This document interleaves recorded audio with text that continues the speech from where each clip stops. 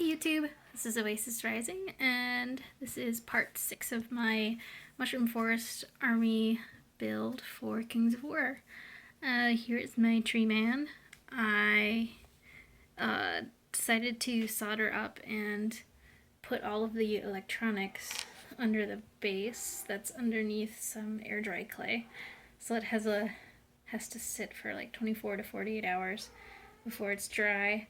He's being held on by the helping hands because I can't really glue him down. I suppose I could have, but I didn't, so oh well. And this is the button to turn on the fiber optics, and the button will be covered up by this little mushroom cap. So let's see if I can get that on there. Oop.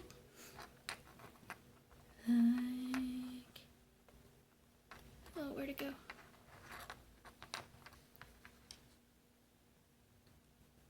Like so. So when you want to turn it on, just click the button, or click the mushroom, and it turns on. So it got a little sticky in there because I accidentally melted the plastic, so it's a little hard to unclick once you toggle it on. But yeah, it should work. Oh, excuse me. So yeah, let's see. Urian had suggested that the arm be I could feed the fiber optics through the arm and the elbow by gluing them together, and that's a good thought, but the way fiber optics work, I can get all sciencey on you, is that it basically has to do with the angle of refraction versus the angle of reflection. And if you've taken a physics class, you'll know that when light passes from between two materials with different densities, it bends a little bit at the surface. So like when you look through water, it bends. If you look at it at a shallow enough angle, the light will actually reflect. So as you get shallower and shallower, or a shallower and shallower angle, the angle of refraction gets lower and lower until that angle is 0 and it skims along the surface. After that, it starts reflecting. I'm not explaining this very well, and it'd be better to look at some other YouTube videos, but angle of refraction and reflection is what you want to look for. So that being said, light is going through this little tube in waves, and it's bouncing off the inside of the... I've got paint all over my hands. It's bouncing off the inside of the fiber, because it's hitting the edges at a shallow enough angle that it is bouncing. Now you can look through the fiber optic because we're not looking at it at a shallow enough angle. If we were to look at it maybe... this isn't working on this phone.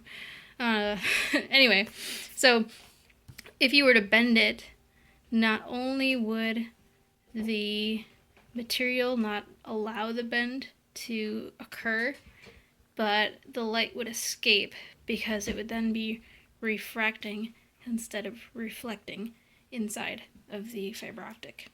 Now, one thing you could do is put a little mirror at the bend, and that way you could get sharper angles.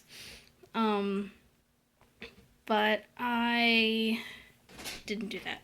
Instead, I kind of made, I made the arm bend a little shallower, and I drilled a hole on the inside. You can see it right there.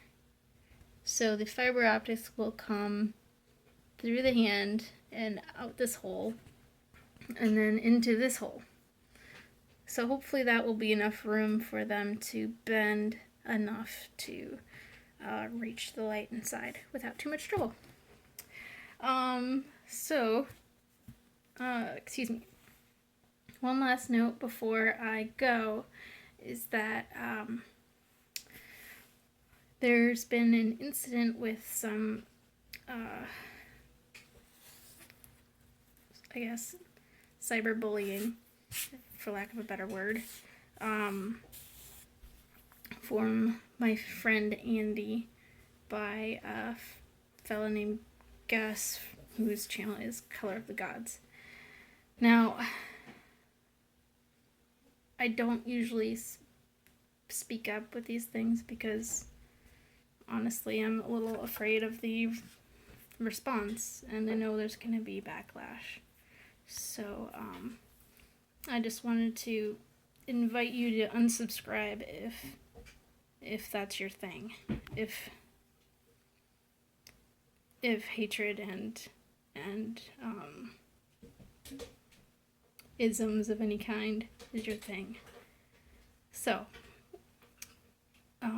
thanks for watching, and I hope you stick around, but like I said, you don't need to be here if that's your thing. So, thanks. Bye.